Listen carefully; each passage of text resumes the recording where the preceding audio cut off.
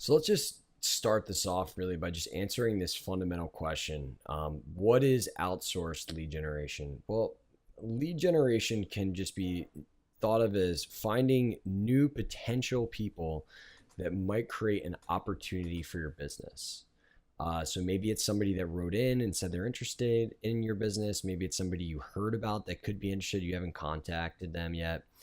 And what we're going to talk about is if you've been doing this yourself, you shouldn't stop, but you should certainly be taking advantage of outsourcers to really ramp this process up. And really what these people are going to help you do is find target companies of people that you should be talking to, find the people and a way to get in touch with those people for you.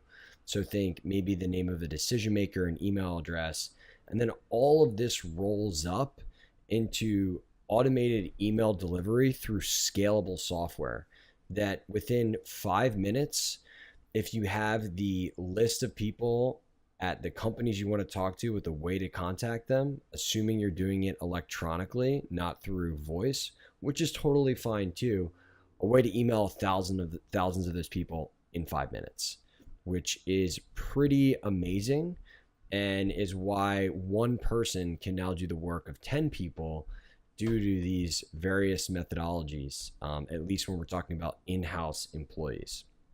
Now, this doesn't mean that you're going to hire people and they're just going to be out there closing deals from you all over the world at $3 an hour. That's not how this works. Really, to think about outsourcers, where they come in, it's really the research at the top of the funnel, right? So you're going to define your ideal target profile. We're going to go over exactly how to do that, as well as build a process around that that you can pass off to somebody else in the next chapter.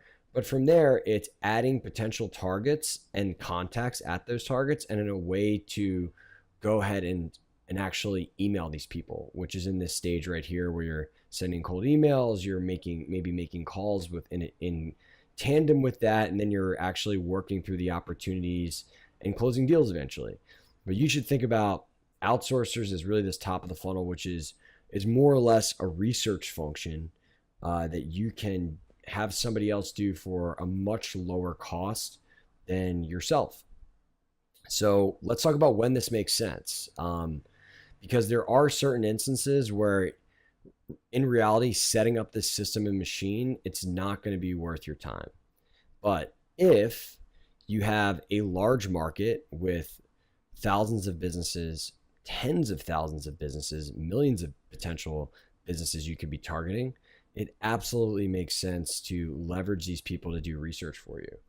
The second is if your target customer avatar has information online, if they don't have any information about their business, then it's going to be really hard to have someone halfway across the world doing research for you. I don't think you're going to be flying them around to walk around your town to look at, potential leads. But if you can create a process where you can see information online and get information online and use that to reach out to people, then it absolutely makes sense to take advantage of outsourced lead generation. So what do you need to get started? Well, it's the same exact things that we just went over. You're going to need target companies, an understanding of people, the person at those target companies, as well as a way to contact them, and then a solution to automate the communication to these people. Now, I'm going to show you exactly in this next chapter how to discern who your targeted companies should be, as well as places that you can actually see if they exist online and actually build these lists and process, as well as understanding who at those companies. But really, these are things that are unique to your business. And so you might already have your list of target companies, you might already have your list of people and just need people to find email addresses. But we're going to cover how to do all of this step by step in the next chapter, as well as how to actually send these emails in the final chapter through very, very scalable technology.